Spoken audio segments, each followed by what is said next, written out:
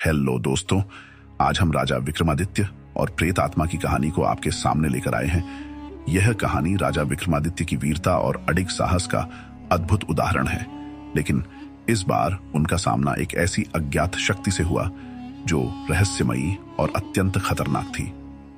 रात के अंधेरे में एक अजीब सा सन्नाटा था। उज्जयिनी के राजा विक्रमादित्य राजमहल में विश्राम कर रहे थे। अचानक उनके महल में एक भयभीत सैनिक दौड़ता हुआ आया और राजा को बताया, महाराज, पड़ोसी राज्य में एक भयावह आत्मा ने कहर बरपा रखा है। हर रात लोग गायब हो रहे हैं और अगली सुबह उनकी लाशें मिलती हैं। प्रजा डरी हुई है और पड़ोसी राज्य के राजा ने आपसे सहायता की विनती की है। राजा विक्रमादित्य ने स्थिति की गंभीरता को समझते हुए स्वयं उस राज्य की ओर प्रस्थान करने का निर्णय लिया। रात का समय था और अंधेरे में कोई आवाज तक नहीं थी। रास्ते में विक्रमादित्य एक निर्जन गांव से गुजरे, जहां हर घर के दरवाजे बंद थे और कोई भी बाहर नहीं दिख रहा था। यह गांव अत्यंत डरावना और सुनसान था। राजा ने देखा कि हर घर के बाहर राख से बने हुए अजीबो गरीब निशान बने हुए थे। विक्रमादित्य ने अपने रक्षकों से कहा, यह जगह अवश्य ही किसी रहस्य को छुपाए हुए है। उन्होंने ध्यानपूर्वक निशानों का निरीक्षण किया और समझ गए कि ये निशान किसी तांत्रिक क्रिया का हिस्सा है। राजा ने साहसपूर्वक गांव के अंदर जाने का निश्चय किया। गांव के अंत में एक विशाल जर्जर हवेली थी। जैसे ही राजा उस हवेली के निकट पहुंचे, अचानक वहां का माहौल और भी अजीबोगरीब हो गया। हवेली की खिड़कियां अपने आप खुलने बंद होने लगी और ठंडी हवा के साथ एक अजीब सी फुसफुसाहट सुनाई देने लगी।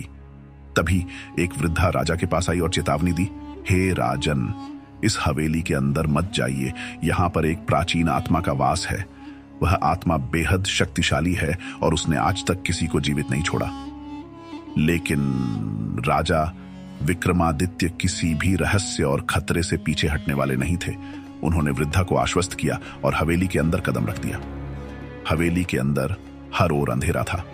राजा ने अपनी तलवार निकाली और सतर्क होकर आगे बढ़े। अचानक उनके सामने एक परछाई प्रकट हुई। यह कोई साधारण परछाई नहीं थी। यह एक अजीब और डरावना आकार था, जो मानो किसी इंसानी चेहरे को विकृत कर डरावनी शक्ल में बदल चुका था। वह आवाज में बोली, हे राजा विक्रमादित्य, तुम यहां क्यों आए हो? क्या तुम्हें मृत्यु का भय नहीं है? राजा ने निर्भीकता से उत्तर दिया, मैं अपनी प्रजा की रक्षा करने आया हूं और किसी भी खतरे का सामना करने के लिए तैयार हूं। यदि तुम निर्दोषों का जीवन बर्बाद कर रहे हो तो तुम्हें मुझसे होकर गुजरना होगा। अचानक आत्मा ने अपने हाथों से एक अजीब रोशनी निकाली और राजा की ओर फेंकी। विक्रमादित्य तुरंत समझ गए कि यह एक जादुई प्रहार है। उन्होंने अपनी तलवार से उस रोशनी को काट दिया, लेकिन जैसे ही रोशनी टकराई, एक जोरदार विस्फोट हुआ और पूरी हवेली कांप उठी। विक्रमादित्य ने महसूस किया कि इस आत्मा में तांत्रिक शक्तियां हैं, परंतु वे निडर थे। उन्होंने अपनी तलवार उठाई और आत्मा पर प्रहार किया, पर आत्मा हवा में घुलती सी दिखाई दी और पीछे से हंसते हुए बोली, तुम मुझे हरा नहीं सकते राजा विक्रम। मैं काल के साथ बंधी एक प्राचीन आत्मा हूं। इतना सुनते ही विक्रमादित्य को समझ में आ गया कि यह आत्मा केवल शक्ति से नहीं मरेगी, इसके पीछे कोई गहरा रहस्य है। तभी उन्होंने देखा कि हवेली के एक कमरे में एक पुराना पीतल का घड़ा रखा हुआ है। उस घड़े पर तांत्रिक प्रतीक अंकित थे। उन्हें आभास हुआ कि आत्मा का बल शायद इस घड़े में बंद है। राजा ने जल्दी से घड़े को उठाया और उसे अपनी तलवार से तोड़ दिया। जैसे ही घड़ा टूटा, आत्मा ने दर्दनाक चीख निकाली और उसके शरीर में झटके आने लगे। आत्मा चिल्लाई, तुमने मेरी शक्ति का स्रोत नष्ट कर दिया है राजा विक्रमादित्य। अब मेरी मुक्ति का समय आ गया है।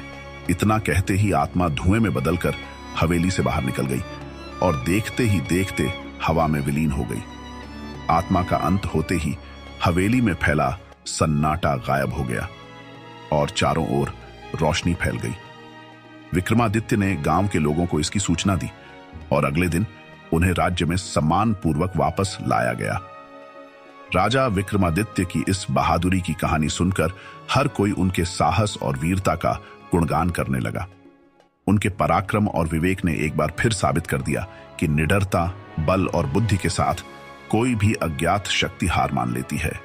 इस कहानी से यह सीखने को मिलता है कि सच्चा साहस और बुद्धिमत्ता किसी भी रहस्य और भय से पार पा सकते हैं। राजा विक्रमादित्य का साहस हमें बताता है कि यदि आप निडर होकर किसी कठिनाई का सामना करते हैं तो आप अपने लक्ष्य तक अवश्य पहुंच सकते हैं। Thanks for watching.